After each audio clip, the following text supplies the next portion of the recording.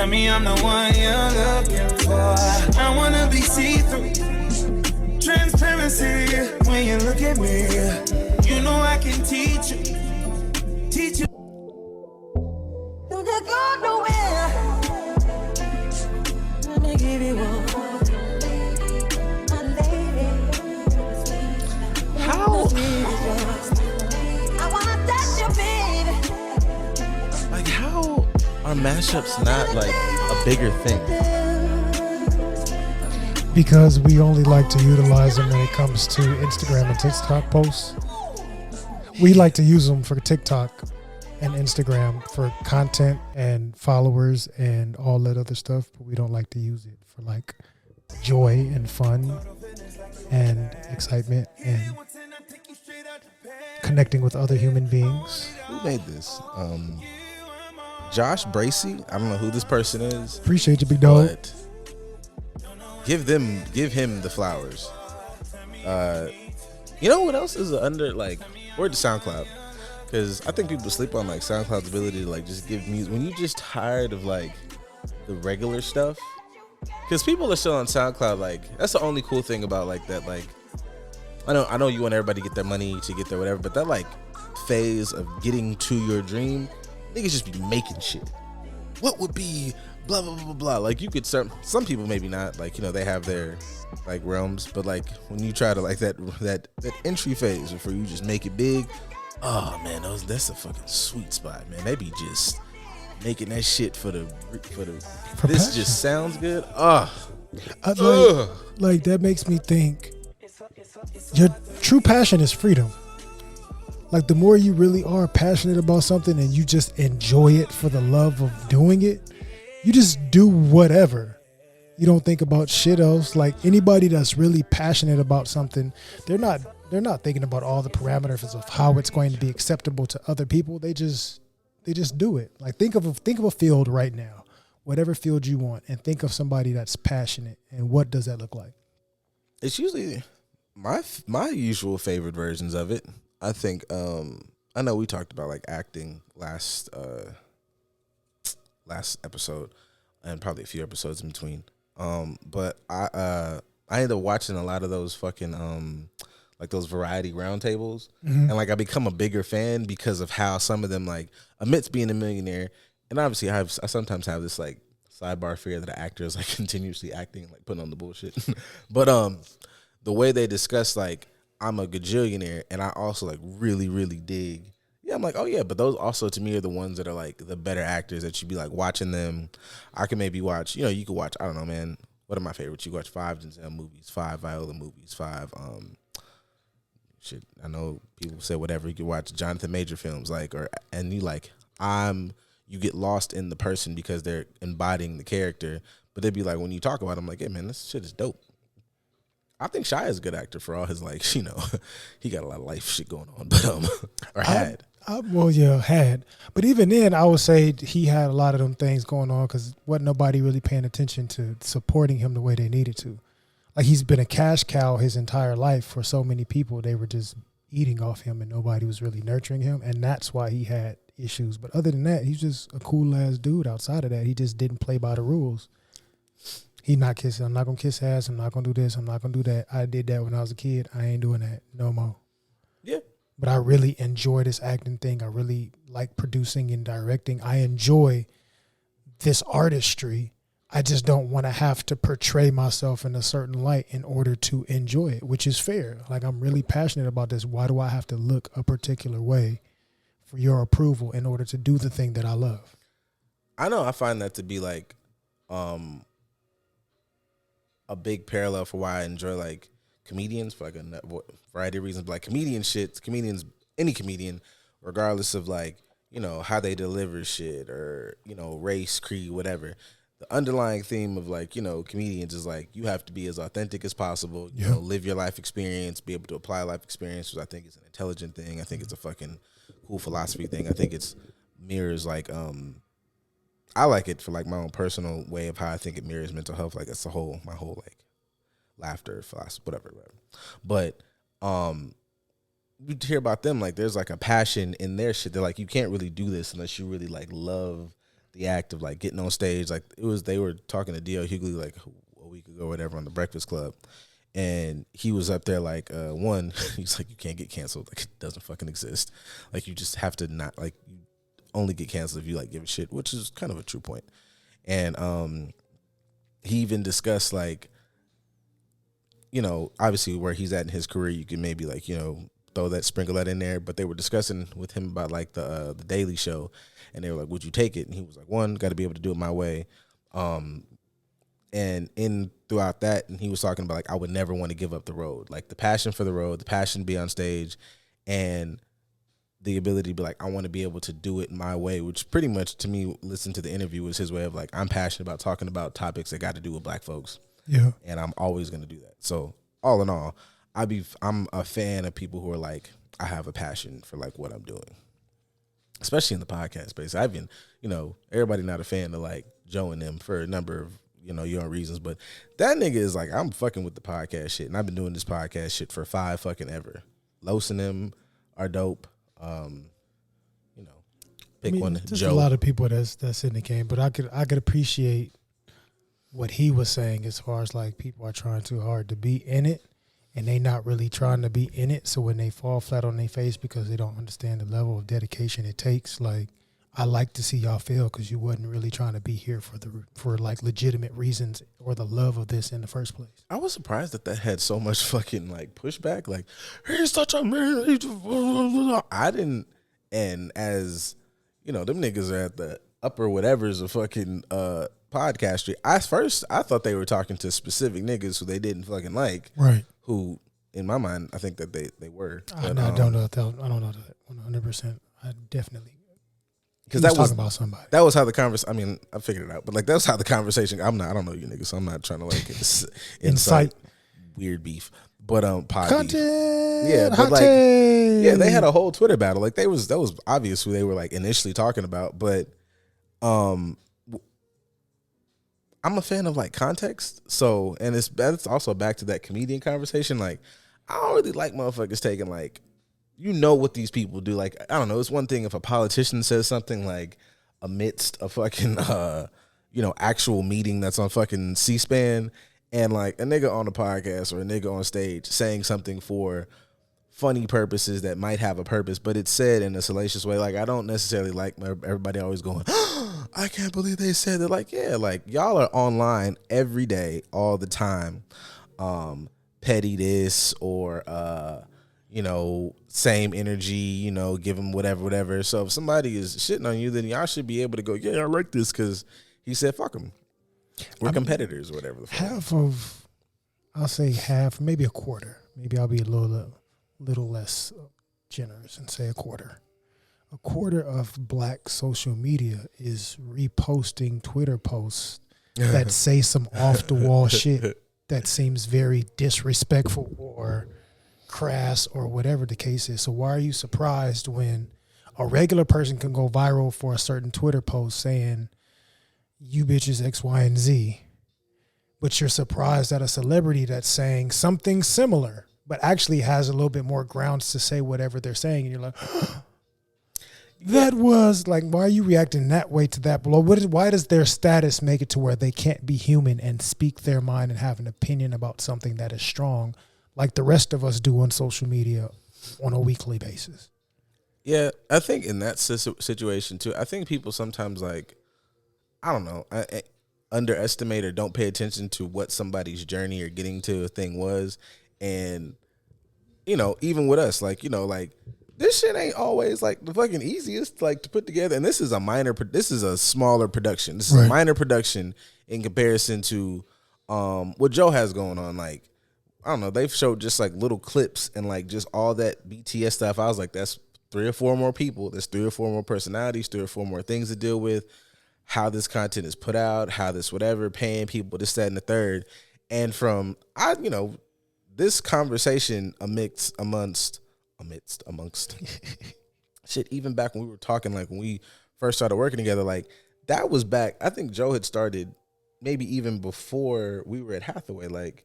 Yeah, but it was super small. But that's what I mean. Like people think he was like, doing the video vlogging thing, if I'm not mistaken, during that time. Before he transitioned into talking on mics, I think he was like recording everyday shit for him and his relationship stuff, and he was putting that out as, because vlogging was the thing at the time before podcasting became a thing. So I think he was doing that, and then that transitioned into the podcasting, but it didn't blow up into the Joe Budden podcast, I guess, until 2 years later. At least because it was that. Then it was them in like a regular room, like everybody else is doing, and they had like one angle. Then they moved into that space after a couple years or so, and it was like, I want to say that was that Park's house with the little 3 pictures, and then that situation, and then now where they're at. But it was like that was like years. So if it's like, and I couldn't imagine being like, and when you listen to them, it's one thing to be like, as us regular individuals have jobs that you may or may not correlate to what we do here,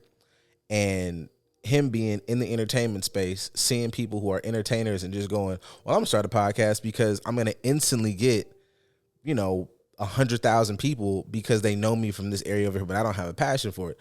Joe clearly is like, I like this, I like discussing shit, I like whatever, and I resonate with that. Like, I might not talk to y'all in real life, but when I get in this motherfucker, this is my thing. This is my passion. This is what I'm into. So I wouldn't have said that, but that's just me. But if we, know Joe and Joe's journey, it's like, I understand the feeling of, yeah, man, like, it's cool to see you motherfuckers like go away because y'all are fucking up the space. Like, it's people who really want to be here, and that's how I took it. Like, if you're a chef and you really went to Word to the Bear, I like that fucking show. I forget bro's name, but like Lip Gallagher, that motherfucker don't miss, like, ever. Anyways, if you're like a chef and you did, his journey, you went to culinary school and you're this and you're that, and somebody comes in and they're making what you can tell is like the most rudimentary shit, but they're on TikTok and you might say, I like watching this motherfucker fail. Like, it comes out that they're putting, this ain't even fucking marinara sauce. They just spray ketchup and like make it look nice. You might be at the house like, fuck this motherfucker, because I really know, I don't know how to make a goddamn fondue from scratch, and this motherfucker's up here. So I got it in that regard. Like, can we discuss how it's talked about and like, the potential petty? Sure. But like, I understand you having a passion for something and people coming fucking up the space. Yeah. Like a passion for it, which creates extensive research, which increases your knowledge of it, which makes you a bit of a snob. Because like you said, with the chef person, I know how to make a perfect rack of lamb and put that on TikTok, and this motherfucker keeps coming with Cheetos crusted chicken fingers and frying them, and they're making a big platform off of this or let's say somebody that's a real talented mixologist, as opposed to like the older black guy or Afro-Latin dude that just mixes a bunch of shit together and makes like diabetes in a tub. Yeah, I gotta respect the mixologist. In my youth, I got into a little mixologist. Yeah, me too. When I crossed and I became one of the bros, I had to make some oil a few times, so I was a mixologist technically. Oh yeah, I mean, no, because like I remember like we weren't even out of school yet. It was, I think we were going into senior year, and we was out partying. We were, niggas were like, LA, go to LA clubs. Oh yeah. And me, I don't have like, even to this day, I don't have like tons of drinking experiences. I just know which ones don't fucking like kick me in the balls. But I don't have like make me a lemon fashion. Yeah, make me a lemon drop. Yeah, whatever. So I go in there and I literally asked for regular nigga drink. I said, give me some gin and put some cranberry in that shit. And I said, bartender. I said, oh, bartender, man, let me get some cranberry gin. He was like, mixologist. And I said, motherfucker, like immediately, I've never so quickly, because I had already started before I got there. I said, hey, motherfucker. And it was a bad day. Like, I feel like I've told the story before. It was bad. Like, we are very much so in the, Is this one the one with the white girls? Oh yeah. Like, we're very much so in our, like, I'm leaving. Like, I'm just touching down from school, man. I listen to Boosie at 9 a.m. because niggas is going to class and fucking like Crown Vicks on 26. Like, my life was just different, and I went to a club where it was the club like the wherever Blade went to kill them vampires, but it was like that for humans. It was like squiggly lines, semicolon, fish emoji. It was a nigga up front in like combat pants and a mesh shirt. It didn't make any fucking sense to me to be in there. I'm in there and like Regular clothes, man. I got on like some fucking tennis shoes, jeans, nice shirt. Like I'm thinking I'm like finna go in here and everybody like it was the LA. It's the LA that like when you come here and you're from like everybody, nobody in there might not even been from LA because I feel like it was everybody in there was from like Oklahoma, right? And they were trying to be actors. Like I heard people talking about getting their scripts and their screenplays, and there was a guy that was like standing next to me. I remember him. He had a velvet jacket on. His hair was nuts because it wasn't clean. He had on dingy jeans, not like acid washed or like really ripped. They were just dingy jeans, but the jacket was velvet, beat up as Air Force Ones. He was talking about, like my vision for it. I was like, this nigga's high as fuck. And then he said, hold that thought. And he walked through the crowd at an amazing pace for being such a small man. He was like 5'5", jumped on stage and immediately started performing. So I was like, yeah, we got the fuck out of here. So you stepped into like Night at the Roxbury. Dog, it was the most outlandish situation. And where do Eugene? He looked at me. I was like, he's like, we gotta. I was like, okay, we gotta get the fuck out of here. Because like, right where now. the fuck what are we doing in here? This is people where watching. That's when you shift to just going to a corner and just laughing at what you see. Yeah, see, I should have known. That's what I'm saying. Like, you just have to go. You have to surround yourself. Everybody has to be on the same page. I'm not saying don't be diverse, but in my mind, they let me get a little sauce. And when they said we're gonna have such a great night or whatever, in my mind, I was playing Pop It for Pimp. Like that was in my head. Like, you know what I'm saying? I'm every place I walk into, she better have an ass so big like the sun. I'm here for it. And I walked in there and it was like, I don't know what music was even getting. It was like lights were dim. It was dingy. I was like, what the ass? What the fuck is going on? Like, y'all not throwing it in circles? Y'all not throwing it in squares? Y'all not even throwing it in here? It's nothing to throw. Yeah, it was weird. It's a traumatic experience for you, I see. Yeah, I'm never gonna forget that story because that let me know. Like, I'm like, I don't got none of this, boy. Like, I crashed the plane that night. Somebody said we want to go to more urban club. I said, well, ain't nobody having sex tonight. I had a whole fucking Black Panther moment in the back of the car. Like, it was weird. I made it awkward for everybody. You brought everybody back to their roots. That's all. Love you, Black women. Like, I've been crashing planes as you should. There was no like. So that's something that you passionate about. I am passionate about this black shit. Oh yeah, no, that ass. Like I just, we've talked about that. We've talked about this at length. It just was like, yeah, I don't. That's when I knew like blackness was when blackness started getting in the way of me. Like I can't even do it, baby. I don't even put those down because I can't. But speaking of like a passion, yes, that makes you kind of go like, maybe not want y'all to fail, but definitely want y'all to shut the fuck up.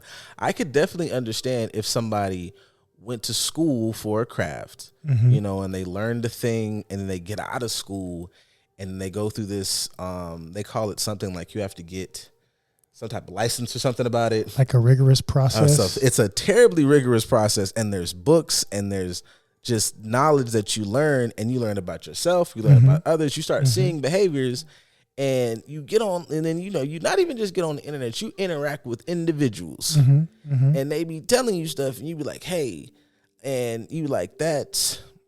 I don't know, there's no definitive answer, but I know a thing. I have a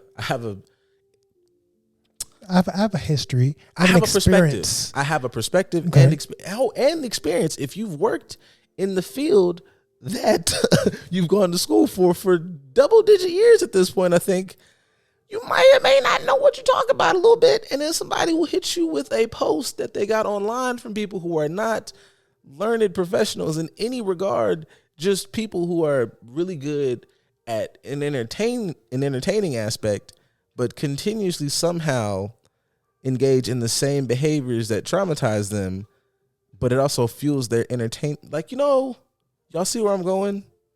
Do you? Hopefully. I mean, I don't need to be coy. I do mental health stuff. He do mental health stuff. I was going to just say, okay, that sounds to me like pay us. I mean, it does sound like pay us. We know what we're talking about. So stop. I won't say don't give your attention to individuals who don't know what they're talking about, because some people just genuinely don't know that somebody doesn't know what they're talking about. But invest some time and energy in like finding spaces that actually know the thing that you are giving your attention to, as opposed to just letting your emotions or your ears go up to gravitate towards something that sounds good to you, but it may not necessarily be edifying. Like, I like this post says X, Y, and Z, you know, let's say, speaking of passion, we can stay on the course of passion and freedom and learnedness and understanding and all these other things. And hi, everybody. Welcome to Just a Dope Ass Podcast. Hope you had a terrible Valentine's Day. Oh, yeah. Oh, man. You know, I won't say terrible, but in that regard, people that are posting things in regard to relationships and how you should do certain things for Valentine's Day, or you should do this to impress this person or do that to impress that person.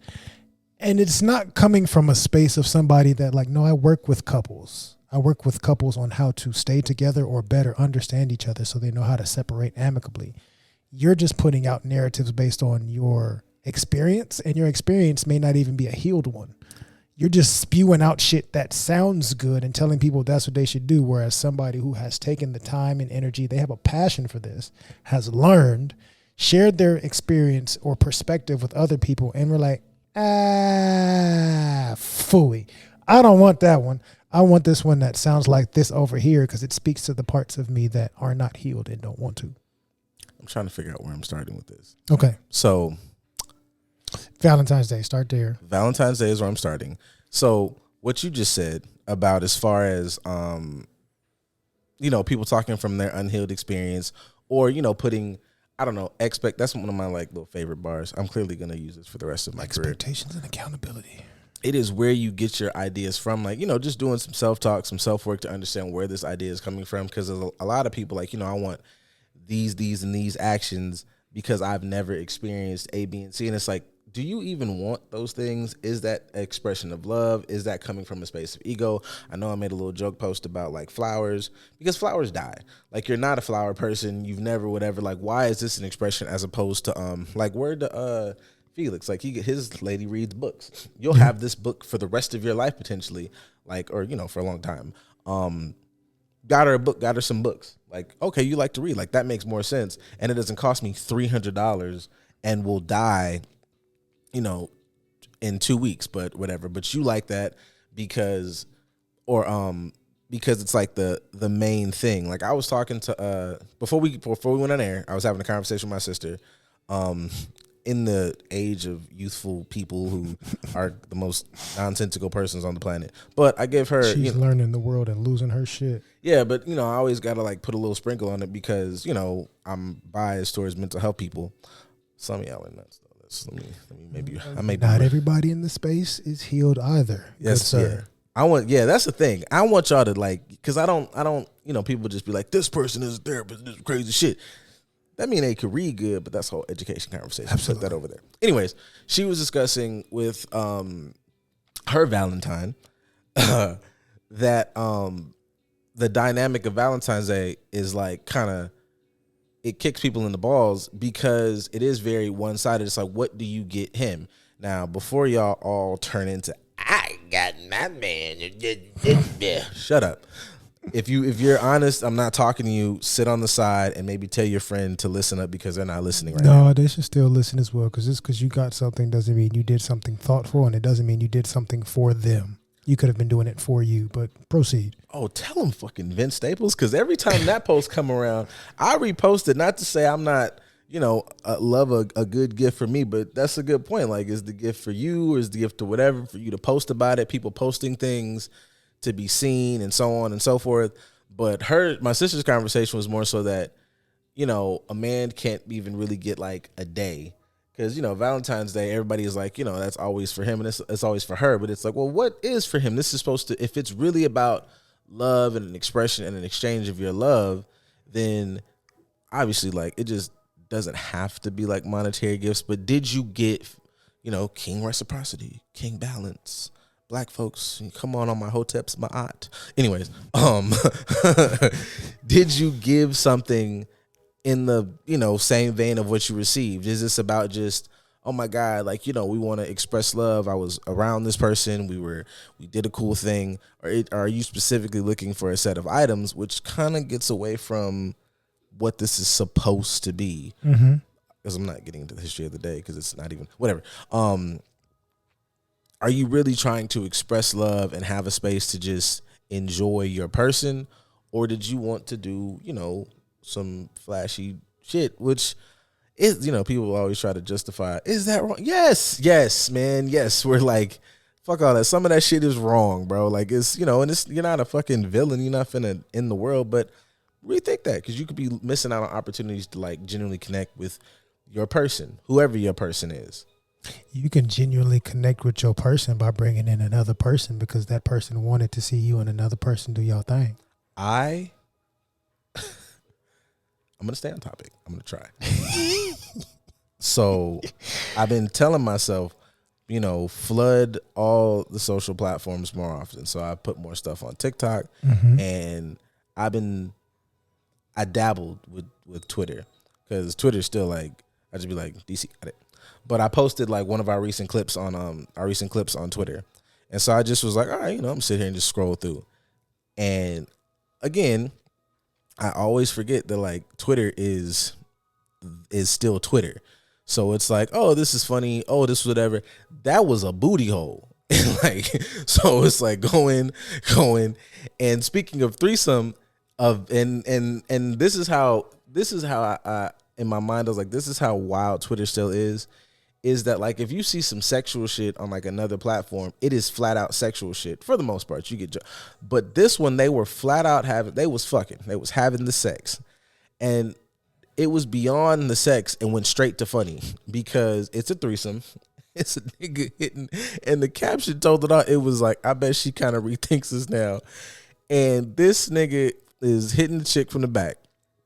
Calls this girl. She's sitting there kind of kneeling down. She sits up on the bed. They kiss. He grabs her butt. He's still hitting old girl. After they get done kissing, he starts drilling her shit. And the girlfriend is like, whoa, you acting unusual right now, my boy. Like, and in her eyes, you see her look at him, look at what's going on, look back at him like, where did this come from? You ain't never in your life showed out like this. What the fuck are you doing? And I don't think I've laughed that hard. I mean, that shit was funny as hell, bro. I'm gonna figure out how to post that, because they was asshole naked. But I represent you, so since I represent you, I don't want us to have a bad reputation out here. Because if somebody has a threesome with us and they say it was trash, they gonna look at you and be like, you like this trash sex? You must participate in the trash sex that is this. But if somebody leaves us and says that was an amazing thing, we can say, yeah, we have amazing sex. Me and my partner are both great at this. So I'm going extra hard here, because I want to make sure that she leaves here and talks about you properly. Now, she's got a good man. They have great sex. They are very open and expressive. They got a good thing going on over there, and I thoroughly enjoyed my time. So I'm making sure that our reputation stays good in the streets, baby. I will say that in that regard, like, you should find somebody who wants to fuck this person as much as you want to fuck this person. Absolutely. Like, this is, for all the lady folk, I'm not knocking anybody doing what they're doing, but like, maybe you shouldn't. Yeah, maybe you shouldn't have done that so you can like keep dog. Like, don't do that, so you could be, I like bitches too. Because some of y'all feel like y'all be doing that shit because it's like trendy. Really like to suck pussy as much as this nigga. Like, or like, y'all got to be in the same ballpark. Like, I really like watching you fuck this girl, and then I want you to like, wreck my fucking shit while she sit on you. Like, I enjoy it. If you don't enjoy that, then maybe you shouldn't, don't do something for the sake of trying to get a certain status. Now that goes back to the passion. You're not really passionate about this thing. I appreciate you wanting to do it for me. If you want to give, I've really wanted this, and you really want to do something outside of the norm to show me that you really care about me. Cool. But don't do it in a way that you're not going to really be passionate about this. Like, let it be somebody that you are genuinely attracted to, or let it be within the parameters of something you would enjoy. Like, I may not want to participate, but I like a little voyeurism. I'll sit in the corner and kind of rub on my stuff while I watch y'all, or something. You can be my corner man. Make sure you got some towels and some Gatorade, and you can massage my shoulders and tell me, good job. Yeah, hit it like this. However you want to do it that is comfortable for you to participate, but you are actually passionate about, do that. But don't do it out of spite, because then it's going to ruin the entire experience. experience, which goes back to, say, Valentine's.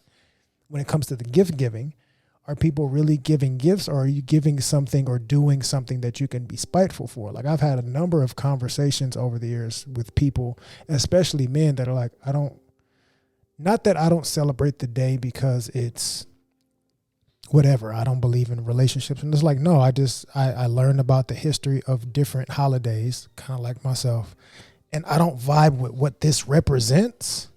So I don't really want to participate in it, but I keep getting in relationships with partners that force me to participate in this thing that I'm really uncomfortable participating in. I only do it begrudgingly because I don't want to disappoint this person, but that's not love. Like, stand up for yourself and say, hey, like, this makes me uncomfortable. I don't want to do it. Or if I do this, can we do it in this way? But advocating for something that you are actually passionate about and doing it in a way that you enjoy, as opposed to just going through the motions with some shit. I would advocate for, two things. One, to sprinkle in the threesome thing, because I don't want people to always be like, I don't like a thing, so don't try it, unless it's really, really not for you. But I would say ease, like, I think about it the way. You never know how much you might enjoy, like, spreading her cheeks for your man. You never know. It might be a thing that you enjoy. Well, I think about that in ways of, like the way I try to, like, maybe introduce somebody to anime. I might not start you out on, like, fucking, I don't know, man.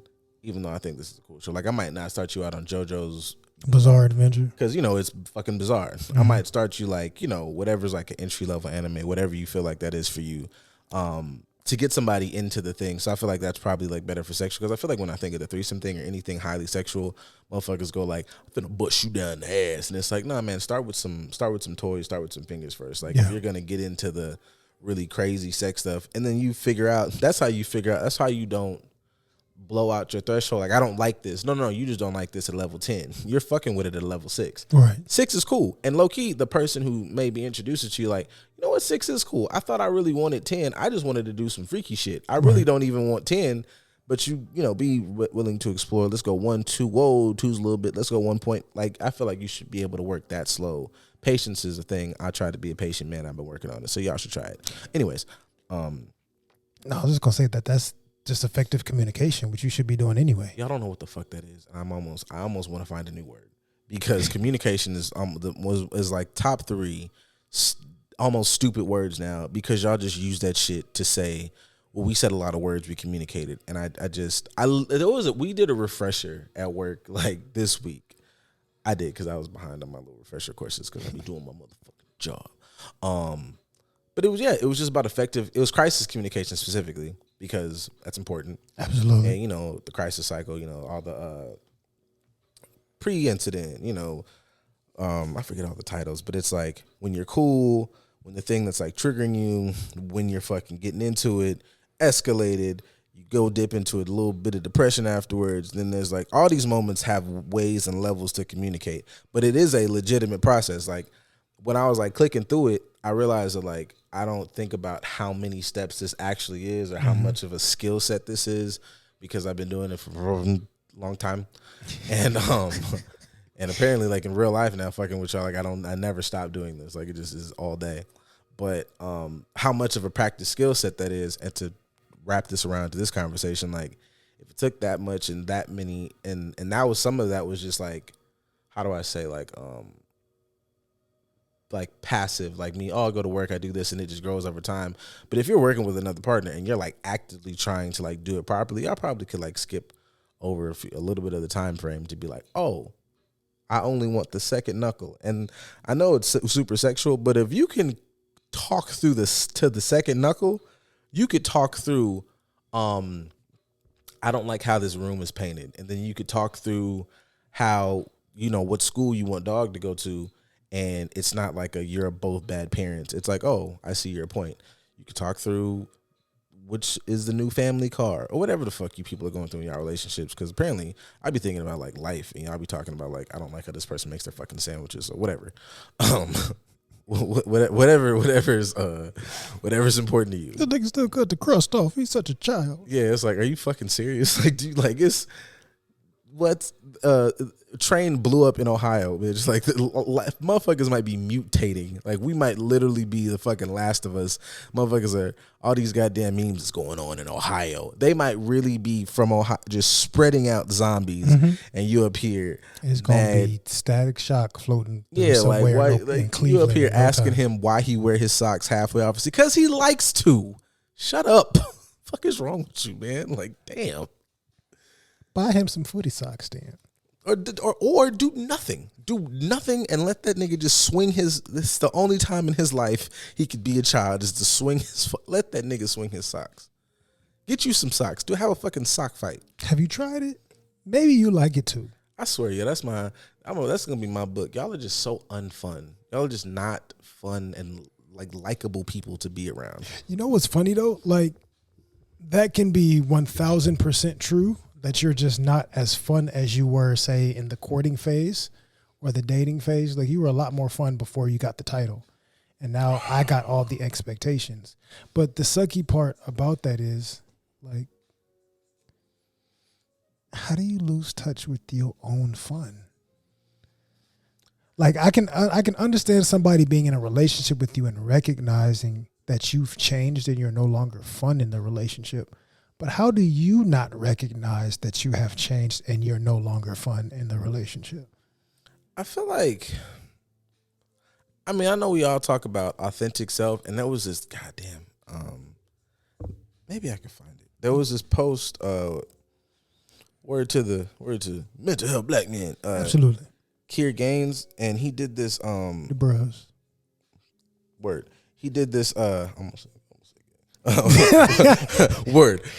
Oh yeah, y'all. I'm sorry. But it was one of these little, not little. He was doing a public speaking thing. He was talking about like authentics. Oh wait, is this it? Can we do this? Do I know like technology?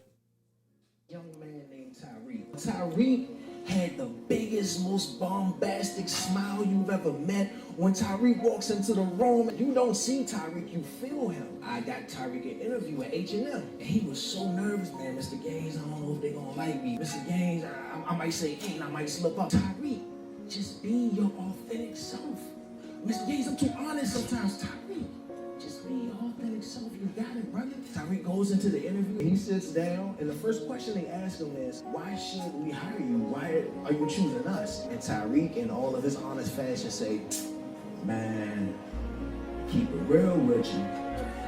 I don't even want this joint for real. But I'll take this job until something better come along. Tyreek, no! Be authentic, but not that kind of authentic. I learned something that day from Tyreek. When people tell us to be our authentic selves, oftentimes they have no idea what that actually means. This world feeds us a lot of different messages.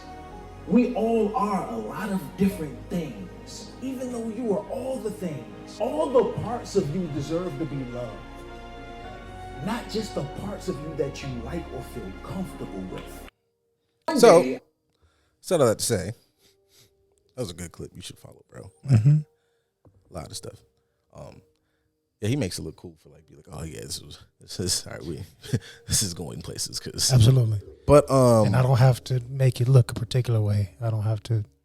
Oh fuck yeah, cause I like was gonna shout out somebody in a negative way. I don't want to do that just yet. Oh yeah, no, not yet. Well, maybe fuck them. Yeah, if they're negative, fuck them people. But yeah, I definitely trying to find people that present the mental health space and what it means to be somebody in this space as a therapist in regular, normal ways. Obviously, I know my brand of whatever is a little more salacious than others, and maybe I'm never gonna dial it back, I don't think. But like, you know, y'all will get it, whatever. Anyways, but the whole like authentic self thing, I always think people like never really pay attention. It always seems like there's no, again, my favorite word, balance to it. Like you'll start out a thing and be like, oh, I'm super nice, kind, hiding parts of yourself, sending out the representative during a date. Or people are like super, I keep it fucking real. And it's like, well, that's kind of defense mechanism. You like, you know, making people eat 10 pounds of your shit. You know, either what's, you know, that's, I don't know, depends on the person. Like pushing people away, or, you know, you being a bully, or you being a narcissist. Or like it's a variety of things that could get you to be that that person, as opposed to, sitting down and like addressing like, all right, man, what does my authentic self mean? Like, stop just using like these buzzwords, but like, understanding like who in the fuck you are. Like, why do we and this person connect? What do we have fun with? And I know some of those questions I feel like are scary, not because it's hard work figuring out. I feel like people are also sometimes scared to go, damn, me and this motherfucker really might not have been as connected as possible. Like, I'm scared to ask these questions because this person checks all those mystery boxes, the 20 boxes of what it means to be a good person. I had a conversation around this about like what those boxes may look like, because I'll keep it in that framework. Everybody needs to check the boxes, but you realize your list, you only make somebody check 20 boxes because you only really want to check 20 boxes, not paying attention to what it takes to be a whole comprehensive person. It might be 500 boxes. Right. It might legit be 500 boxes and maybe 47 situational boxes that come and go here and there depending on what y'all going through at that time in y'all lives. So like, not wanting to do the work of going, are we really compatible? And if you're doing the whole love is a choice thing, you're like, I love this person. We have gone through some stuff. I'm choosing to love them, but now I have to do the work of liking them and fucking being likable myself, like, and what that looks like. So I'll say a lot of people are kind of keeping it in the realm of what we've been speaking about. People are passionate about comfort, so much so that they don't pay attention to growth and adaptation. Like, I don't even want to try and grow and adapt to anything new within this space, because I am content with staying exactly where I am because it fits me. Even if it doesn't fit me, I'm still comfortable staying here, because what it's going to take to transition to another space is way more scary for me, and I ain't got the balls to go there. Yeah. And that whole, like I've actually, like, first it was like a cool little joke, little thing but I use that shit in my life. The likable versus lovable thing is a real life fucking thing. Like, and I have, and I like having conversations before I get to, like, because I always had those like moments where somebody like, well, what would your parents say? And I'm like, well, motherfucker, I talked to them before I even talked to your motherfucking ass, and they said this. Like, I be running shit through the gauntlet before I just drop it. But like, being likable, word to Patrice O'Neal, because I'm gonna take a Patriceism, because again, comedians, philosophy, whatever. Being likable is almost just damn near more important than being lovable. Like, love is what, this motherfucker kidney is failing, and they match up with mine. I'm gonna give you mine. I love you. Love is, this is my last $5,000. I'm gonna clear out my savings so that I can give it to you, so you can start up whatever the fuck you're doing.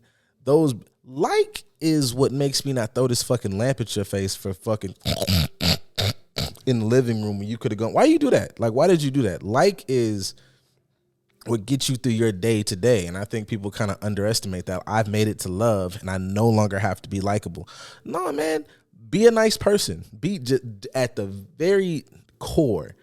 Be fucking kind. Be courteous to this person, like you said last episode. You want to be around here all day. You want this person around here. Why would you not be nice to them? Why would you, treat this person like they're your fucking footstool? And granted, I know this is hypocritical of me because I make jokes about a lot of shit, but jokes do have, fucking truth attached to them. Like, and they, for you to be able to look at them through a different vein. So when you see all these like relationship shits, it is always I'm super hyper, like, because that is one of my like word to let's connect. That's one of my hugest fears. I'm not going to sit up here with somebody for like 15, 20 years and be miserable because I've subscribed to the idea that I'm supposed to endure them. So anytime I see some shit like that, I'll giggle. It'll make me laugh. I can get a good laugh initially, and afterwards I'm like, oh man, fuck that, because I'm super leery of the fact that that's like, well, you love me, you're supposed to be whatever, and it's like, but you suck. Like, nothing is fun, nothing I like to do is important, nothing like, damn, nigga, you just supposed to take my, what you order, let me get half. Like, little shit like that consistently will make you not likable. And we've made this, I think, a culture of, it's somehow cute to be like a not likable person. I just want y'all to post the likable shit too. If like some of that shit is funny, but like post. People got to know what likable is though in order to like actually post it. And I don't think people are trying to authentically be likable. They want to be monetarily loved. And that's crazy. I want when this bitch walk in the room, I want the Golden Girl shit to play. Thank you for being a friend. Like, yeah, man. Like, yeah, But that means people have to understand that this person should be a really, really good friend first, foremost, and forever. Yeah. And that's what you should be celebrating, even though it's some bullshit.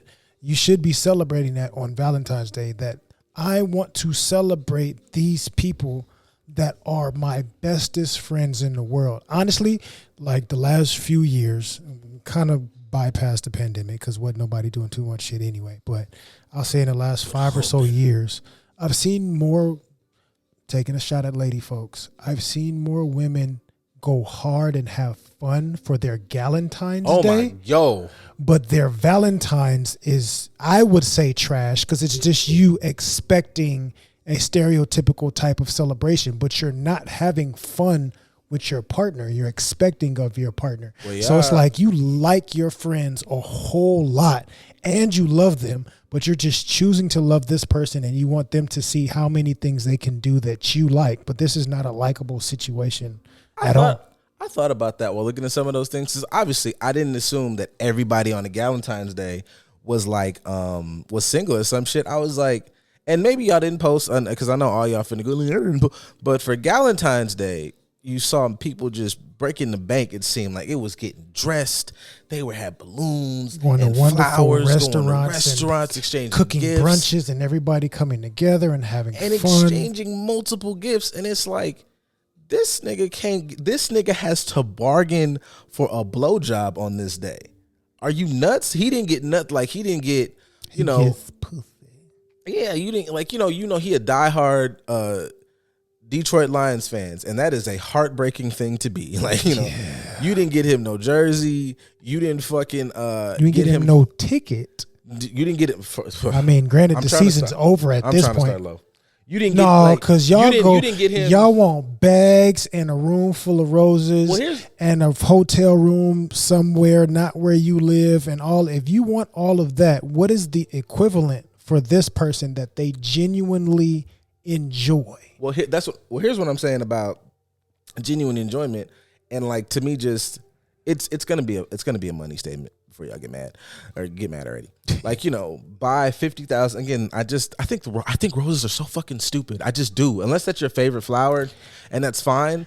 But still, because you haven't taken care of a rose all year, and you want 40,000 of them this day and mess up, because who's gonna clean this shit up? Anyways, your granddaddy bought your grandma one flower. And she cherished that. Like, I remember, especially in the club, giving a single, well, that too, but a single rose was like a really big deal.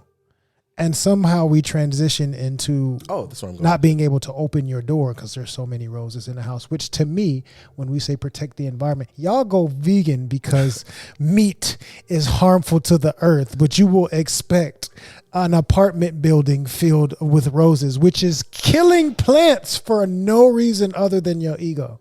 But this is where, like, I don't know, man, the bar's on the floor. Maybe it's in a decent spot as a decent human being, because enough flowers to fucking knock the door down that just don't serve any other purpose. And you could have legitimately got him a nice big poster of his favorite team or whatever and put it on his wall, and he'd have loved you. Like the Lions, you could have got him a framed Barry Sanders jersey. That shit, you'd have done that, the nigga would have loved you forever. Like, so I feel like when it's talked about like expressions of love, it's like, wow, you got me, you dug me. Like, and like when I see some of the things people like want or desire or whatever, I'm like, do you want that for like reasons, or like, is this something you really fuck with? Like, you didn't do this because you like me. That's a lot of what I see. And it can go on both sides, because it could be dudes cashing out to buy the stereotypical roses and chocolate and all that other stuff to compete with whoever else on social media or compete with the stigma. You didn't do that because you really like her. You did that just to participate in the day. How many people do you see them getting each other gifts that would demonstrate I really like and understand and connect with this person? I see a whole bunch of red shit. Yeah, like, you could honestly, and that's another thing too. Two things. So one, young people conversation, because when I look at people, like, be like, well, bitch, you 37. Like, acting nuts out here. But I've looked at that, like, even in my sister's situation, like, I've seen situations where she's like, you know, her favorite flower is a sunflower. And so it's like, if you give me sunflowers, like chicken wings, nigga, like, that's the day. I Like, get you the family size bag of sunflower seeds. either way, it's like, those are cheap flowers. Have some chicken wings. Enjoy the day. Y'all have a good time. The day is about expressing and enjoying each other. Let's just fucking, you know, kick it with circumstances like, you know, they young, they ain't got shit. Them motherfuckers ain't got, oh, they got jobs. Let me not shit. But if You ain't got no goddamn money. yeah, But sometimes that's the most fun because we both understand that we're is broke. the most fun. When y'all motherfuckers want to We just get creative because we know we ain't got much to create with or from. Yeah, when y'all just like are just throwing money around, and also the idea that you need to be, that it's not a thing of like, you know, communication is like bad. Like, you know, he surprised me. Why the fuck didn't you just say I want this specific thing? I've never been that dude. Like, I always established, like, how do I say this? I'm good. Let me not lie. I'm decent at, like, oh, you like this, I can, you know, because my mom is good at that. My mom is super good at, like, I know that you like a thing, let me pick it. But as soon as, like, there's this, like, you know, you see women online, they be like, I want this, he fucked up this, that, and the third. As soon as you give me a hint of that, tell me what you want. Because I see some of that surprisey shit on the internet, and I feel like that's a dangerous lane if you haven't really, like, just say, like, if you, especially if you're like, I'm not a, like, if you're, like, if you care about me and got me, like, my specific anime, I probably would, like, you know, my favorite one, I like fuck with you for life. But if you got me, like, something anime related, I'm like, cool, or something geek related or something, whatever. Like, I've never played, I don't know, I have played Metroid.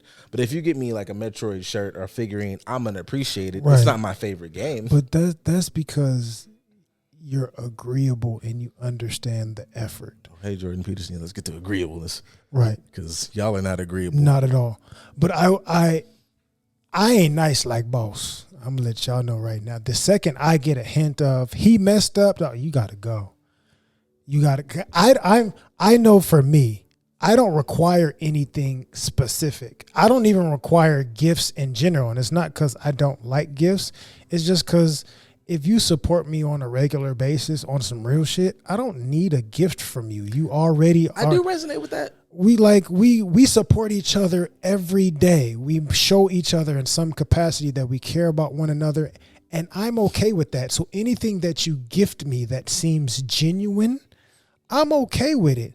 You guys can't see, but I have plants around there. If you got me a plant, cool. I appreciate that. I don't care that it's not this specific type of plant.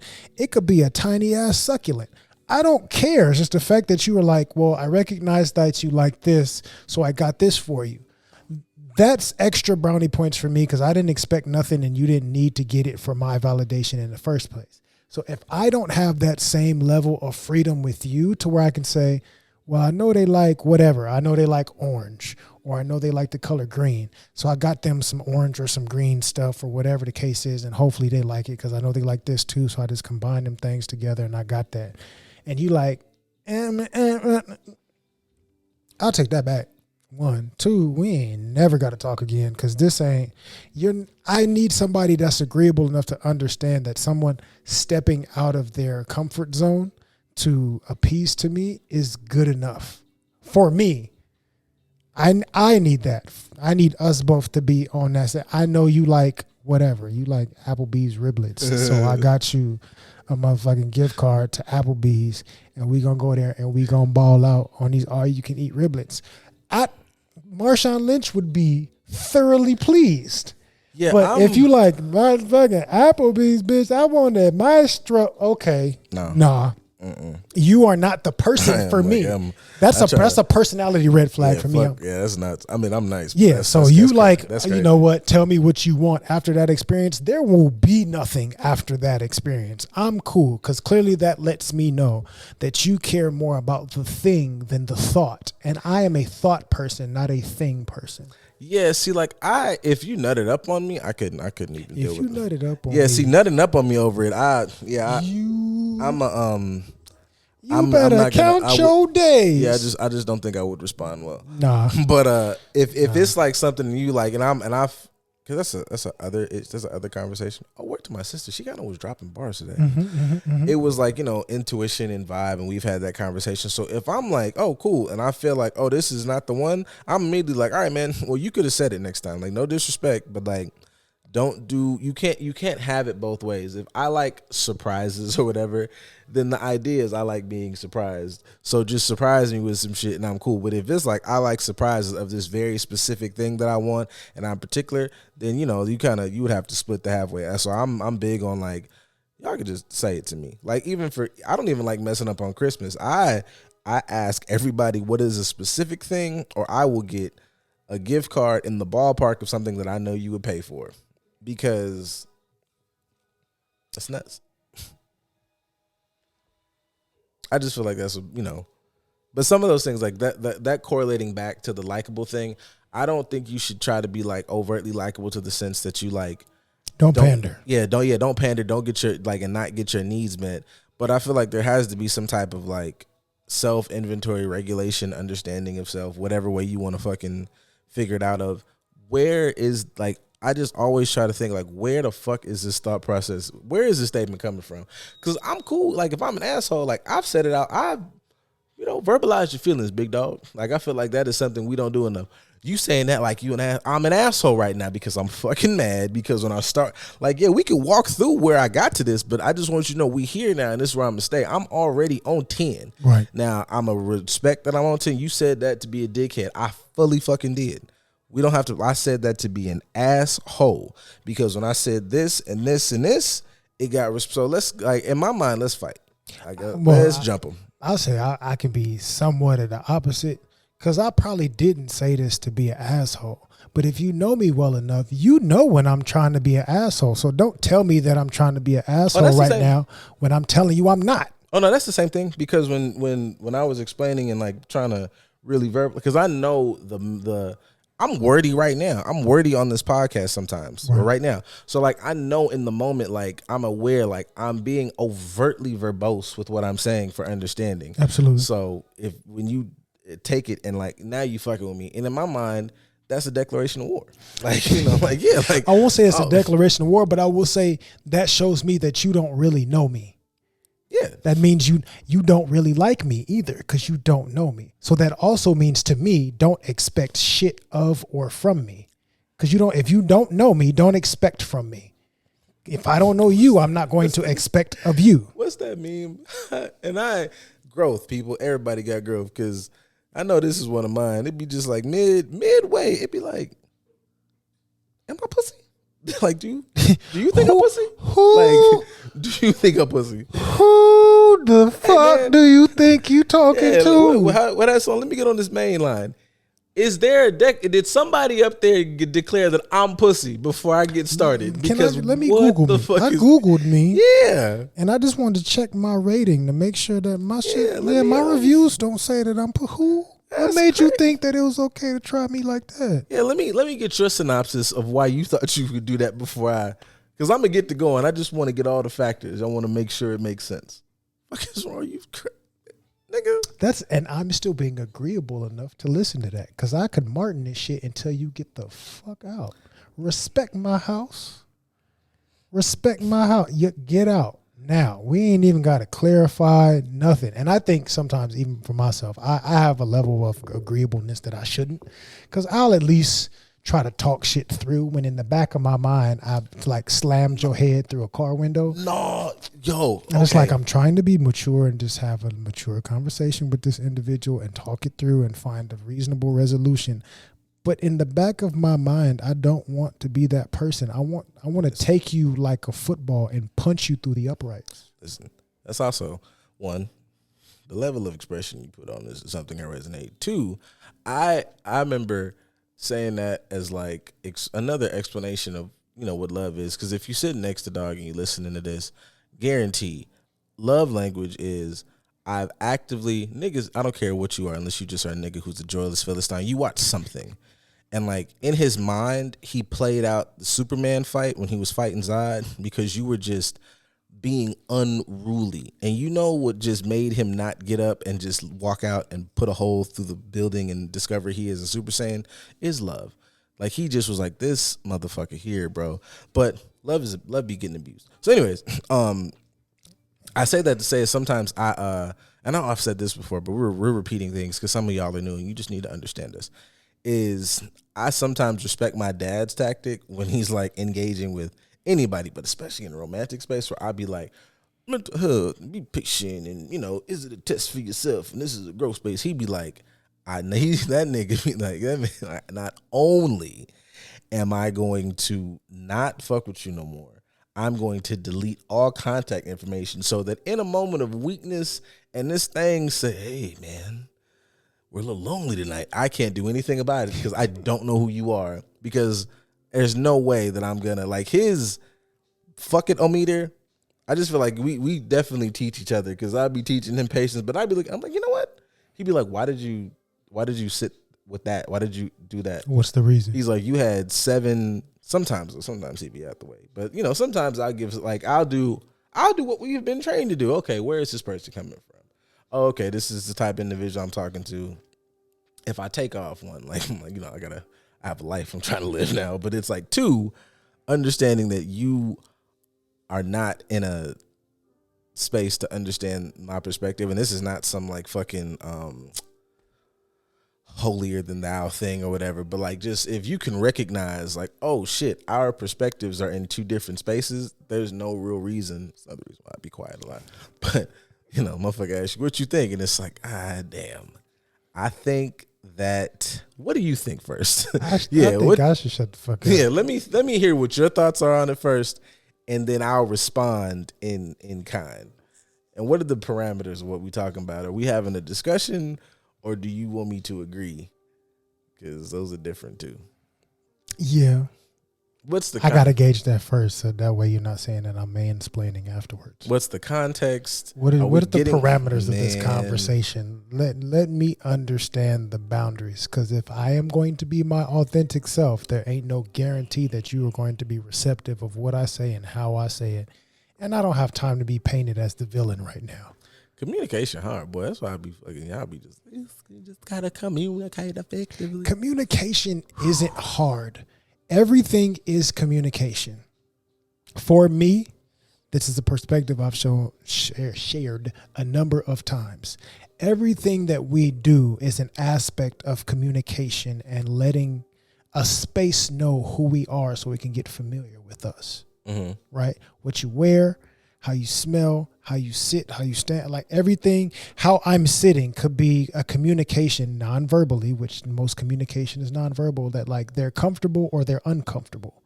And if you're able to understand effective communication, you can look at somebody and be like, hey man, you uncomfortable? Like, you want to adjust something? Like you need some, there's so many ways that we communicate, but we think that talking at each other is the only way to communicate. We think that, say, talking in person is the only way to communicate. It's like everything is communication. Sex is communication. How you eat is communication. Everything is a form of communication. So if you cannot communicate, you cannot comprehend, which means you do not understand.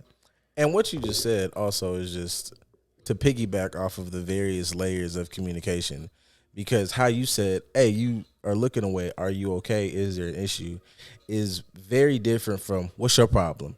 Because, and if we're talking about communication, I receive that. Even if I'm mad, I receive what you just said as a genuine concern because it came from a place. I'm communicating to you from a place of, I'm concerned at your posture. Are you okay? I'm concerned for your well-being.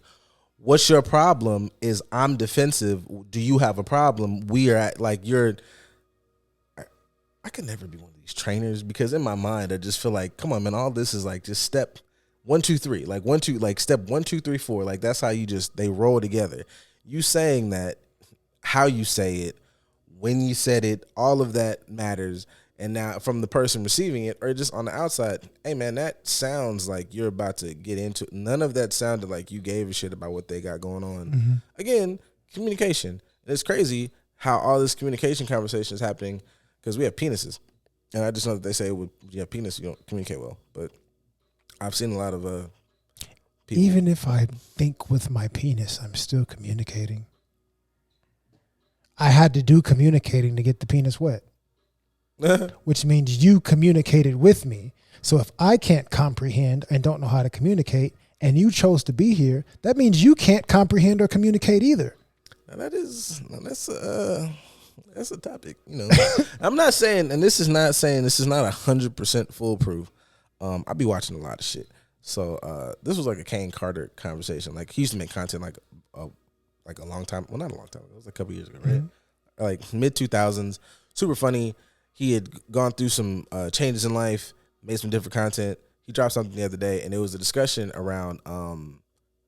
It was still kind of funny around like interactions between men and women about pretty much getting draws or giving up the draws, and it was leaning towards also like how women communicate during this phase. And it's not a put it on women thing. It's like ask the right questions, listen effectively for what dog is saying, and ask questions. I gotta find the clip at this point now, but it's long, so I'm not gonna play it at this moment. But what's that shit? It'll be in the description below. I'll figure that out. I don't even know how to do that. Like I put it in the captions below this. You guys just click the little arrow. Yeah, it'll be down here, and you can see all these things. Oh shit, we might have to become. We're gonna become those guys. No, we definitely have to start providing that extra context. We just be getting on here riffing right now. No, the last video I felt really professional because at the end I put the like, share, subscribe, and then it links a couple videos. I was like, oh, we're fucking YouTube now, fucker. Knew we got that. Anyways, in his conversation, in his post, it was some shit. Basically, I'm trying to fucking wrap this fucking up. It was more or less his statement was about like women's questions sometimes aren't the best ones, and to me, it registered as like they're leading questions, like so where are we going with this? Where do you as opposed to asking very specific. Like his question specifically was, will you view me differently after we have sex? Mm-hmm. And then it is incumbent upon the woman to be able to communicate and understand his body language, how he responds. All right, well, maybe you should put your pussy back, because that shit right there was a telltale sign. And I would like to expand a little bit, or be open to like, no, nigga, like be honest. We're having an honest conversation, and let that nigga go, look, I like you. I don't want to be with you at this current moment. I saw you. We've been kicking it for a couple days. I want the draws, and give y'all the adult decision to have the sex and still be single or whatever the fuck y'all situation is. But everybody want to be a goddamn victim so bad. This is my riff. He didn't say this. Now I'm not going to put this fucking viewpoint on him. But it's like, yeah, you have ample opportunity to be like, you are the architect of your own experience. That was in our book. That was in one of the books that I fucking was reading on for this goddamn degree I'm trying to get.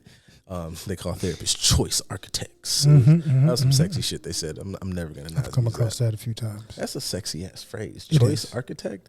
That sounds like some shit that should be in Dune. Like we should be like, you know what I'm saying? Like it sounds like we must go to the choice. This is part of your journey. You must cross the wasteland. And in the fourth tower in the back, you will find the choice architect. You will find the choice architect. And that is where you will do your trial. Give me some voice actor work, guys. Anyways, that was it was just like, yeah, like if ask the question, and B, to me in my mind, I'm like, all this, layers on layers on layers. Be okay with rejection, like be okay with going into the situation and it fucking failing, but it not being the end of the world. And I swear, I feel like y'all should have played like more sports or some shit like that. Because I just feel like, and I'm not trying to be like, as a man, but like dude experience is like supposed to be full of disappointments and shit. Like that's how you man up. That's the healthy version of that masculinity type trope, is like, you're going to go, you're going to fail, you're going to fuck up. You need to learn, you need to build tough skin, but you don't get bitter about it. You like fucking anime lessons, man. You live in your fuck up of like, that taught me a lesson and I'm better for it.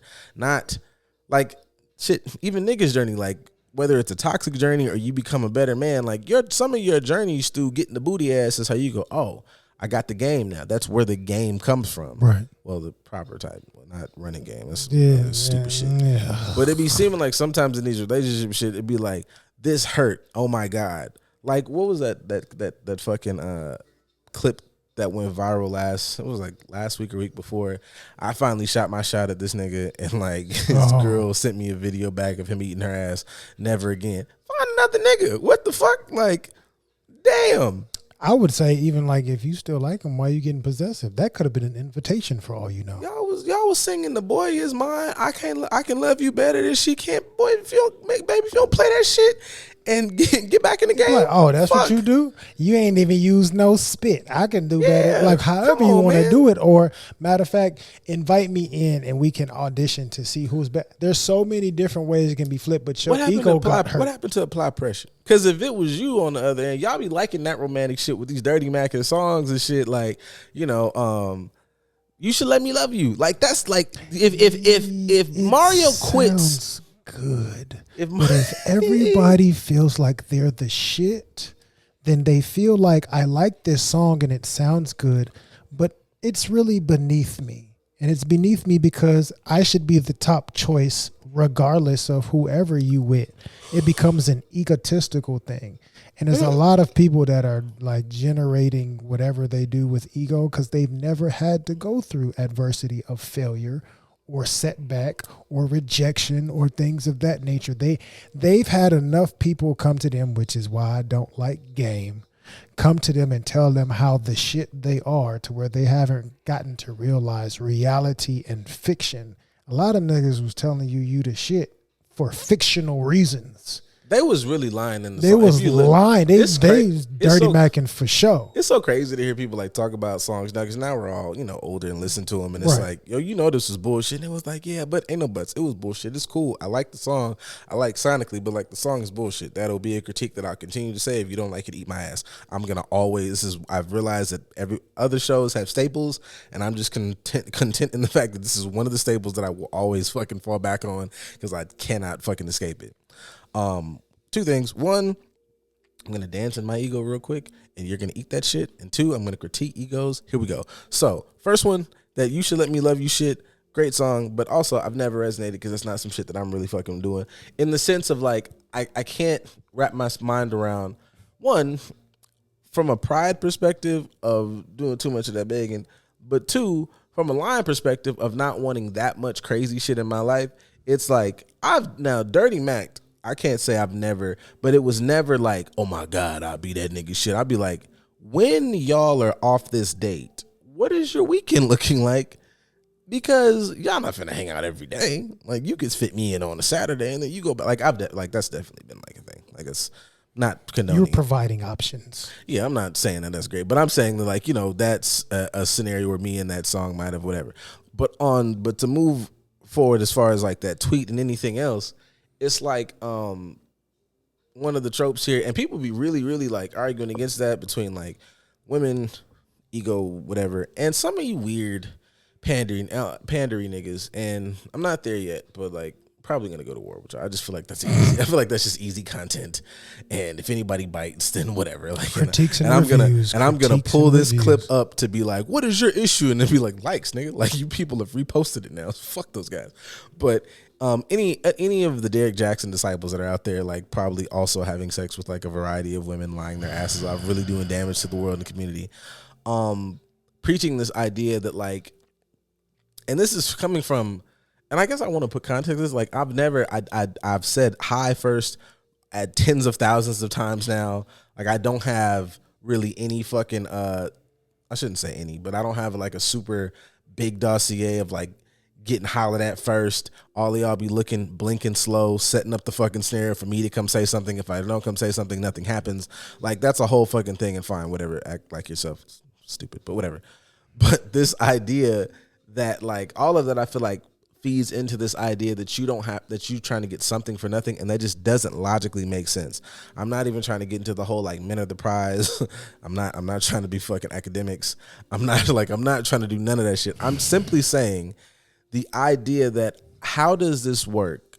Like take it out of any scenario. If you were to take this logic to your job, take this logic to any goals you have, how do you think that you don't show up and have to do something to earn, especially if I'm not one of these quote unquote fuck niggas, whatever that looks like to you. If I'm goal oriented, if I'm doing this, if I'm having a successful lifestyle, what the fuck? And why does that make sense that you don't have to do anything to be like, hey, how you doing? What are you up to? Not in that clingy way. Again, I'm gonna tie all this shit together. We're having fucking therapy on today.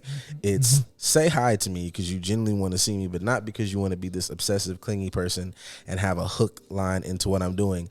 I'm busy now, and I'll be like, I am busy now. It is 4:30, and say we're having this conversation. You text me, I'm busy now, and I might be busy for the next some odd hours. So I'll be free maybe at 8. I understand that tomorrow is a work day, so we might have until like 8 to 10 to like kind of enjoy each other. That's not me fucking shunning you. That's not whatever. My day and my life has this many hours available. And you know what I'm going to do in response? When you say I'm booked for the next 2 or 3 days, but I'm free on a Wednesday at fucking 10:30, well, goddamn it, I'm going to try to find a way to be free at 10:30 so I can, and that's the same fucking reaction. Instead of being obsessed with somebody to have all access of their time and not appreciating the fact that they plugged you in a space that they didn't have to, surrounding other very important things in their life, y'all are nuts. That's effort. You have to put effort into a thing. That goes back to the ego thing, because everybody expects to be treated as a priority. And that's nuts. Because like, okay, I am a priority. Even if we're just dating, we're not even in an official relationship. We're just getting to know each other. I expect to be treated as a priority in order for me to want to get to a space of committing to you. But you're not a priority. This is another thing that makes you become a priority by understanding I have other priorities and supporting me with my priorities. I'm gonna be Captain Analogy because I feel like it works. Okay, paint the picture. We use the school analogy. Let's use sports. You guys might not love sports, but pick a sport you understand that in order to rugby. In order to play in this game, you need to work out, you need to practice, consistently practice at being a good rugby player so that when game time comes and it's time to go to the professional rugby leagues after you leave however that process works, you go to school, you go to university, you do your studies, you do enough, and then, you move on and you get picked. Wherever you're at, you get picked and it's time to play. You got your uniform on, you're ready, and you're doing your fucking haka dance, and goddamn, you need a little bit more of an Australian twang today. Well, I'm not a player. Okay, so I'm just watching. Okay. Anyways, spectator. Fuck that shit. You know all of the steps to become. It takes a long time to become one of those people. It takes practice. Practice makes perfect. Then you get chosen to go into. And then like that's like it makes no sense to think that you don't have to take all those steps to not only get picked to be in this, but to be good at it. The idea that you've never ever been a nice and I don't like the word submissive because if I wanted somebody to submit to me, I would get a goddamn dog. I want a good partner, a friend, a pal, a confidant, the bestest of all, the bestest. You know what friend. I'm saying? Fucking Hakuna Matata. Anyways, the idea that you have been none of these fucking things the entire time we've been kicking it. You just been the prize. And then we get in the relationship and all of a sudden you just magically are going to become a good person. Right. You love me because, bitch, I've been the nigga from the time I fucking said hello. Whatever. Like, I need a man. All these fucking things because I was trying to be, I was trying to be humble. It wasn't even about getting pussy because I'm not going to lie. It wasn't about getting pussy. Like, because y'all had sex. Like, you stop it. Like, y'all had the sex because you should have had the sex with this person before y'all got in a relationship to see if the fucking sex was good. Because all of y'all are not out here being wild Christians. We'll get back to you motherfuckers in a minute because I feel like that's what we're going to wrap the day up with because we're going to get to y'all. But they're essentially, it sounds like they're failing in the practice space. They haven't even gotten to it doesn't make any sense. If you were dribbling, if you were at the fucking gym at the 24-hour fitness, just kind of dribbling and throwing the ball in and you have a terrible shooting form. You just in there fucking around. Like, you know the out of shape dude that he's just kind of in there throwing the ball around. If they put that nigga in the league tomorrow, the Lakers just did all these extra trades. If they put him on the court with LeBron, they would beat him to death. He would look like an idiot because he doesn't have the training. LeBron and them are training day in and day out to be amazing players. So if you want to be an amazing why the fuck aren't you training on those skill sets? Right. Let alone the concept that those skill sets have to be transferable per person. But the training phase. So I'll stick with the analogy of rugby. Are you familiar with the rules of rugby? More or less. Or terms. So you begin each play with what? A scrum, right? Mm-hmm. So that's you fighting through a group of people to make sure that I am the one that comes away with the ball. That shit is fucking gnarly. I had to go through adversity to be the person that's in charge of facilitating this play. And sometimes I may have to pass it, this, that, and the other, blah, blah, blah, blah, blah. But when you score, I've gone through this scrum. I fought through adversity. I've worked as a team player, and then we score. That's called a try. I do not win unless I have more tries than everyone else. So I have to continuously try in order to win. Y'all don't try, but you expect to win. That doesn't make sense. You don't even want to go through the scrum. You just want somebody to put the ball on the ground and say, there's nobody else on the field. Here you go. And for the slow ones in the back, front, side, whatever part of the class you're sitting in, I cannot at all. So, because y'all have jobs, y'all have functioning brains. You know full fucking well. Do they? Do they? Well, if they don't, then it makes this make more sense. We have functional drug addicts. That doesn't mean their brain is working properly. That's a good point. That's actually a really good point. Like going through this, like none of this means get your ass whooped, get treated like shit. It means, dog, you have to, like, what do you like to do? Oh my God, are you free today? I want to talk to you. I'm interested in that you expect, which is provide effort. Yes, you have to learn to like this person. It's I'm another one of my. This is one of my favorite lines. Put it on a t-shirt. I know them. I've had the conversation. If you're watching this, and maybe you watching this with her, maybe you watching this by yourself. I know good and fucking well you watching one of them shows, and you didn't start that show. No, like you didn't want to watch Harlem, my boy. You watched it, and you didn't want to watch anything on the Zeus Network. You didn't want to watch. You didn't want to watch none of that shit. But she's like, "Damn, let's watch a show. Man, let's watch a show." And you watch, and now you're fucking invested. You know about who hit who and why this bitch was in this bitch room, and she didn't know what the fuck you're logged in, and this motherfucker can't tell you one time. She ain't even tell you, like, you know, she don't know nothing about the legendary saying. You know what I'm saying? Like she can't tell you one type of breathing. Now, water breathing, fire breathing, she won't lightning even watch breathing. You play the game. You ain't even got to really understand the game for real. You can sit there and watch it and just be, I'm choosing to be in a space with you doing something you enjoy because you do the same thing for me. Nah, man, I'm raising the bar. They be using that too much. I just want to sit there and go to sleep or something. Like, no, we gotta. Let's put no, because that's when you bring it up. I just spent time with you. I was sitting there with you while you were playing. No, me and the game were watching you. You were not participating in this experience, so that does not count. But we'll be like, okay, yeah, you did. No. Let your yes be a yes and your no be a no. Praise God. You were not. You were not doing that, and we not about to sit here and act like you was doing something that you wasn't doing. We not giving partial credit at all. And that's the same energy I'll be giving on like shit that. But anyway, absolutely. But that was I'm not gonna lie. I'm just always gonna have one moment just because I just feel like they're fun. I enjoy them, and I feel like just easy ways to bond. Gamer couples. I am so envious that the gamer couples don't be looking like us more. All the gamer couples I see be like. Just weird little white folks. And gamer couples. They be so fucking happy, dog. Gym couples. The gym. Some foodie couples. Oh, my God. The gym gamer couples is like, I just be like, man, what the fuck? It was something. It's out there for you, brother. It was something that this woman said. It was again, TikTok. And this woman was like, she's like, I've been talking shit about these things for years. And she was like, I forget what game it was. She was like, I was watching him fucking play. And I guess one time she like picked it up while he was like, like I think she like played the game for him in the middle of like him taking a break to go pee or some shit. And she's like, oh shit.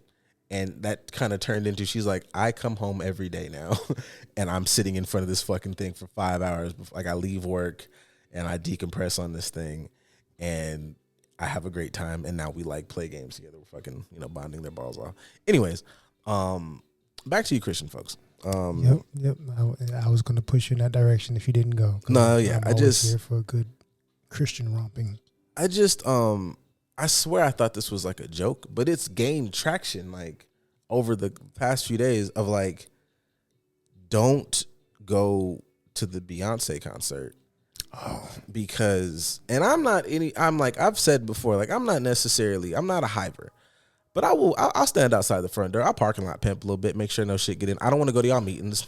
I don't care about none of that. But like, it's cool out front. I like, I don't want to tailgate. Yeah, I'll tailgate a little bit. It's cool. Yeah, no. I like being up. But like, it was just such a one again. Like all the Beyonce and Jay-Z conspiracy theories lately, like they just are fucking I don't know. They're like legit like super villains. Apparently, everybody like they're kingpins of the fucking mafia, and they break kneecaps and like sing to the gods of fucking the netherworld. Like Cthulhu comes through during every fucking Beyonce. It doesn't make any fucking sense. Like, and there's like there was a lady, I forget her name, but she was like a female pastor, and she was like, get rid of that Beyonce. If you go to there, don't go to church, and you going to hell, and some other fucking shit. And then they found tweets of her like years ago. She was like, this is before I got saved. I was loving Beyonce. She's like, Beyonce's terrible, and don't go to Beyonce concerts. And like people have continued to say that, and like how it like impacts the faith. And I just was like, man, that shit, it just sounds fucking nuts. I just feel like there's so many. It's not even trying to ride for Beyonce. I'd be like, yo, I want you niggas to go out and beat up racism. Like that's what like dog, that's like Martin Luther King was out here fighting shit that fucking mattered. He was capped. He was a whole past, like he was the head nigga in church and said, I'm going to use the power of God to fight murder of my people. Fucking Beyonce ain't like, what the fuck is wrong with y'all? I'm not even trying to be like, it just, of all the shit. A couple black images in some of her creations, and she's advocating for the community. But this, to tie it into the entire conversation, we talked about passion for a good portion of this. I feel like some people's passion for things, I would say borderline, but it has stepped over the border, the boundary, the barrier of delusion and insanity. Look, y'all got one more time. I'm gonna come in here and I'm gonna bust that motherfucking DSM out, and I'm gonna start. Because tell you right now, I mean, I got it upstairs. It's a lot of y'all. I got the 4 and the 5 upstairs. Y'all are hitting so many fucking criteria. It is. I'm not gonna hold you. This is not a fucking bit. This is not a joke. I legitimately contacted him and my homegirl and all of anybody that I know that is done in, and I was fucking floored. I was like, yo, I am in the process of doing an assignment. I turned it in last week for specific personality disorders. You motherfuckers are outrageous and are. You start realizing how nasty the world really is. Son, it's not even just that, like, y'all, it is the fact of how much y'all are perpetuating these things into actual, it is sick out here. Like, y'all are taking these shits and it's like, this is no, it's not. Those are legitimate fucking disorders. There's criteria and you motherfuckers are knocking them out of the park.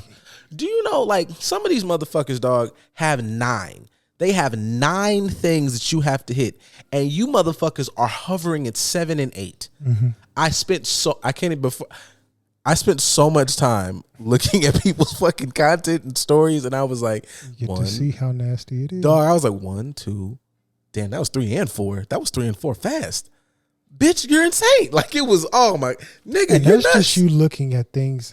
Wait until you start getting deeper into it, and you start learning about like cognitive distortions, and you start realizing, like, damn, y'all use a lot of language that is fitting the criteria of a distortion, but you want me to think that you're a victim, or you want me to think that X, Y, and Z. And that's, I can understand why some people get upset with me thinking that I analyze everything. It's like, not that I'm analyzing you. I understand stuff to the point to where it's like, nah, that's not what this is, and I'm not gonna rock with you for that. But it's also, they're red flags for me, because once you understand shit, you notice more red flags. You don't know you're in a minefield until you start seeing where the mines are located. Even more so if you see the mines are tagged to let you know that there's danger there. And I can see all of that. You can't. So for me, I can listen to somebody talk about something and be like, that doesn't make sense. That's a distortion. That's your whatever telling you this, that, and the other, and you have told yourself that is 100% true, and you want me to be okay with that. But that's also why I don't like people I've had a couple conversations about like people venting to you or you giving them advice or this, that, and the other, blah, blah, blah. Don't vent to me. Because you vent to me, I already know it's going to be a bunch of distortions in that, and I ain't trying to hear your distortions because it's not going to help you, and it damn sure ain't doing nothing for me, and I ain't on the clock. So what we can do is just, if you need to vent, find somebody that you can key with, because y'all can vent and have these distortions together. But if you want solution-based thought processes over here, not even therapeutically, just because let's work through the bullshit that your brain is telling you, because it would be beneficial for you to let that shit go, then you can come over here. But if that's not what you want, go somewhere else, because I'll be the first one. You can call it whatever you want. That's this talking, and that doesn't make sense. You're limiting yourself by holding on to that. Knock that shit off. And that's it. I'm not going further into this with you. Or I'm just going to stay here in the sanctity of my own space and ignore you motherfuckers, because it's nasty outside when you get to like take the rose-colored glasses off. Welcome. That was it, man. I resonated with that because welcome, sir. I've stopped. It's only downhill from here. Boy, I'll be stopping. I've stopped a couple of shits where just be like, well, you know, I can't really get like super. I'm not doing a fucking like assessment yet. Like we're not getting deep. But I was like, if I'm definitely gonna correlate that behavior to that thing, and we could wrap some of this. All right, fuck it then. That goes back to what you were saying earlier about like the dude on TikTok that's a chef that can look at other people that don't have that culinary ability. It's like, I can chef. You like to cook and create stuff, but you don't really have chef capability. And I can see how you're doing a lot of stuff that's not good or wrong or whatever the case is. And it may come out okay or it may look a certain way, but you really not doing this process the way that it needs to be done. You fucked up quite a bit. But I'm not even going to jump on you about it. I'm just going to say, yeah, no, that's not for me.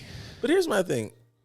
I never understood, because obviously, like, I'm just biased because I understand like this is it's more popular now, but it's still very like, you know, get out my motherfucking ass, you know, because like if a motherfucker comes up to you and he's this is a little different because you can see the effects of like bodybuilding, whatever. But like if a motherfucker's in the gym and he sees you doing like bad form or something like that, and you see this motherfucker's ripped or in shape, and he tells you something, I don't know that you're gonna question that motherfucker because you're like, oh, you have a thing. You're definitely going to question him because you're going to think he's trying to hit on you.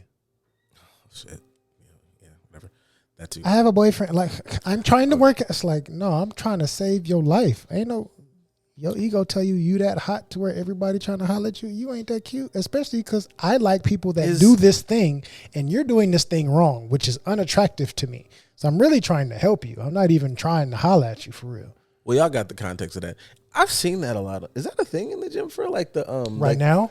Because man, for so far for the last maybe 6 or 7 months, there's a lot of guys fighting back or wanting to take back the sanctity of the gym because they'll have like women fitness influencers that, and they're like, he's a creep. I've seen a lot of content try to accuse them as being a creep or this, that, and the other, blah blah blah. And it's a lot of guys that's like, I'm working out a foot away from you and you came and set up right next to me. What do you mean? Or you came in here with underwear on doing RDLs in front of me and you're like, don't look at me. Like, you're in the squat section. I'm here already. What do you mean? That's what be blowing me because I'm not gonna hold you. I've had a moment where I was just like, it wasn't any time soon, but I've had a couple times where like, and this goes back to that funny conversation of sometimes, and this is not conclusive. Like sometimes it's just the area, but sometimes it's like you didn't have to do that right here. No, and I'm not gonna hold you. You could have just said hello to me. You could have literally walked up and said hi,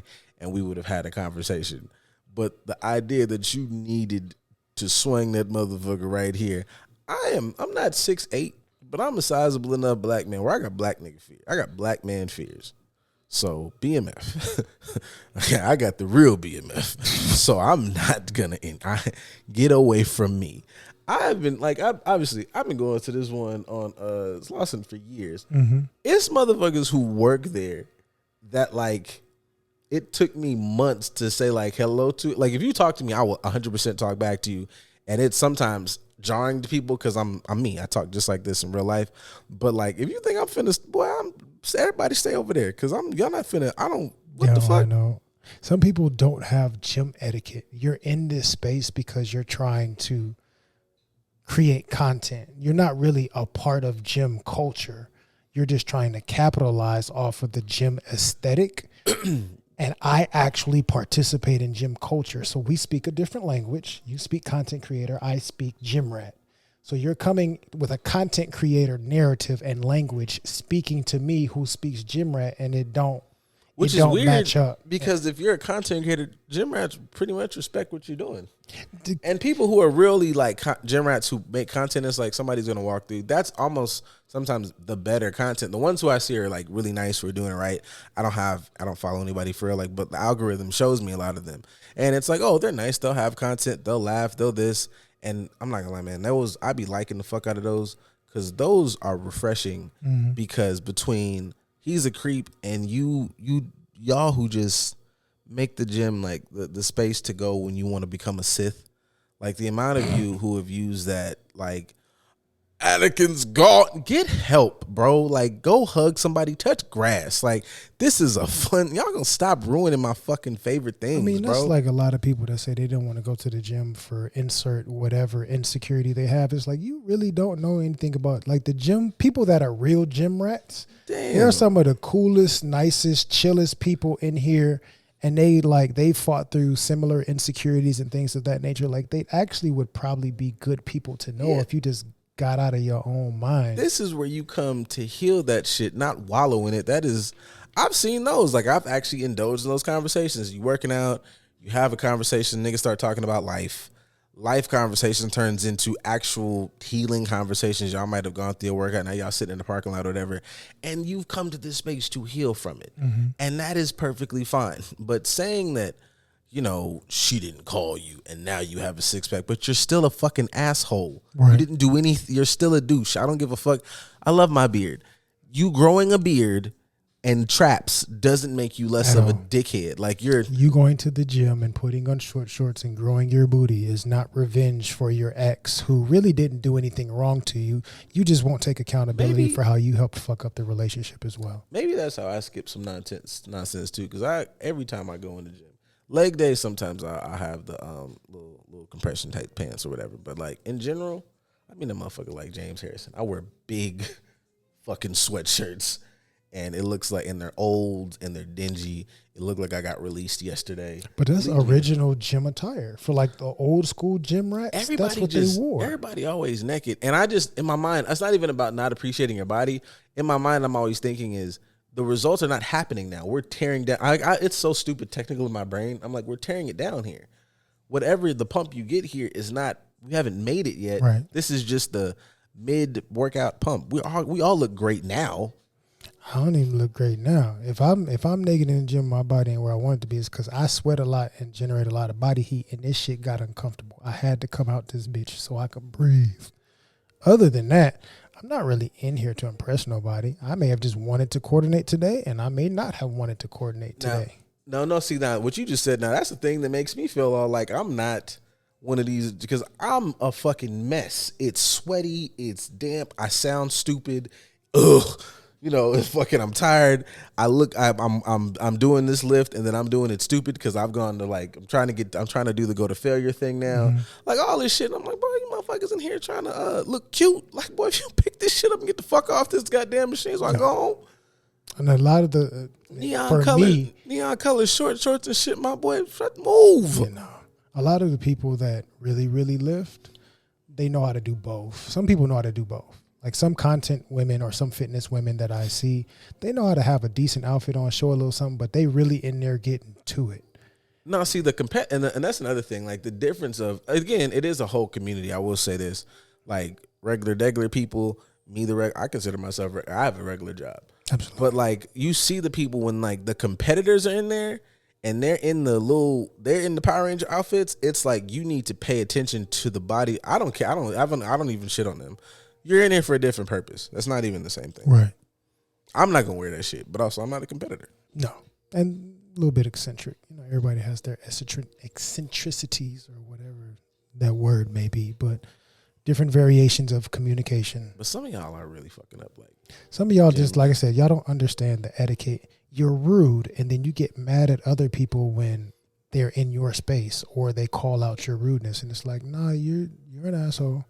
you're making the space uncomfortable. Like some of them dudes that be doing all the shit on the monkey bars and jumping and flipping and planking on your elbows and then jumping to a full handstand and jumping on top of the monkey bars with a weight bench attached to you. Get out. I mean, the trends are fine or whatever. And like, I'm somebody, I mean, and when I say the trends, I mean, like, I will take a workout that I've seen. Oh, this is a new way to hit this, whatever. This is a new way to attack this body part. In my mind, that's a trendy workout. So I'm like, okay, this is I'll try it, but not that shit. And and then when I say trends, I mean like all of y'all who need to sit on a squat rack for 2 straight hours and make a lot of noise and I need to PR. You work at Home Depot. You don't need to PR. No. Like tell me you're competing. Like I leave anybody competing or in the ballpark, I leave you the fuck alone.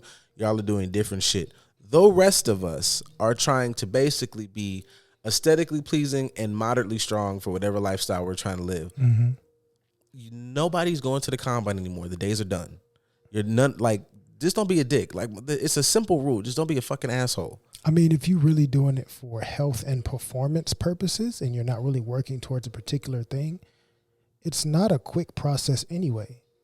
So you're going to come back here consistently, which means I don't have to do all of this today.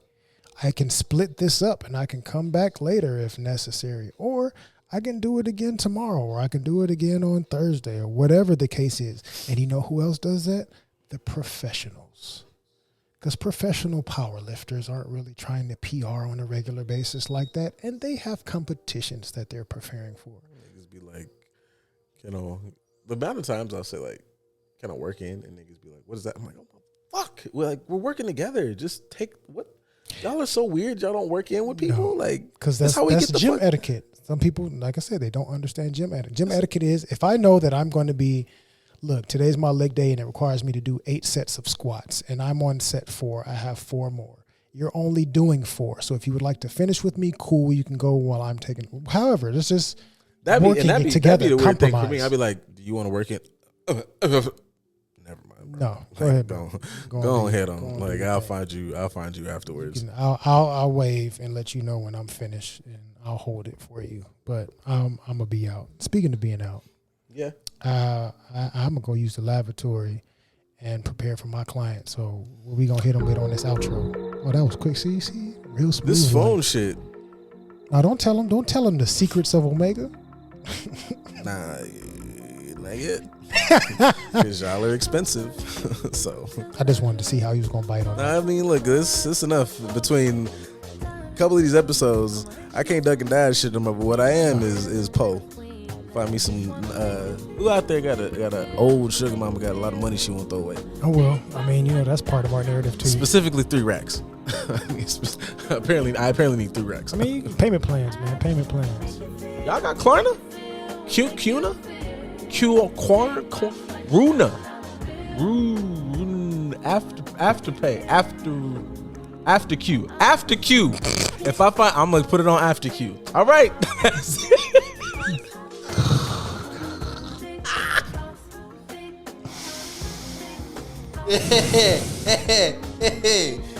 Yeah, we get about that because we'll regret it later. Bye.